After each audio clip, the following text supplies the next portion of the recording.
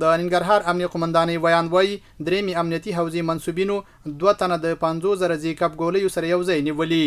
د یو کشفي اطلاع پر اساس باندې 2 کسان چې په یو پاسه ډوله موټر کې 50,000 زيکب ګولۍ ځای پر ځای کړی وي او غوښتل چې پر خلکو یې وپلوري چې امنیتي پولیسو دغه 2 کسان د دغه ګولیو سره لاس په لاس نیول شو کسانو په خپلو جرمونو اعتراف کړی چې وروسته به رسما عدلي او قضایي ارګانونو ته وسپارل شي.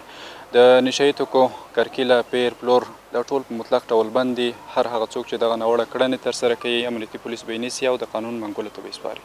د درېمې امنیتي حوزې امیر ډاډ ورکوي چې هیڅ چاته به د نشهیي توکو د پیر او پلور او د غراض د نورو جرمونو ترسره کولو اجازه ورنکړي.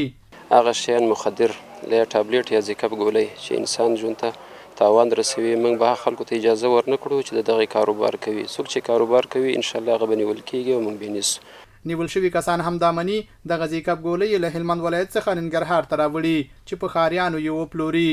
دغه ګولۍ زیکب ګولۍ دي چې د هلمند ولایت څخه مې راوړلې تر جلال اباد تر ننګرهار تر ښاره پورې د درېمې امنیتي حوزې مسؤلینو ونیولو. په ټوله کې امنیتي مسؤلین ډاډ ورکوي چې د امیر المؤمنین حفظه الله د فرمان په اساس چې د نشهیي توکو کرکیله او کاروبار بند دی هیڅ چاته د پیر او پلور او کښت اجازه نشته.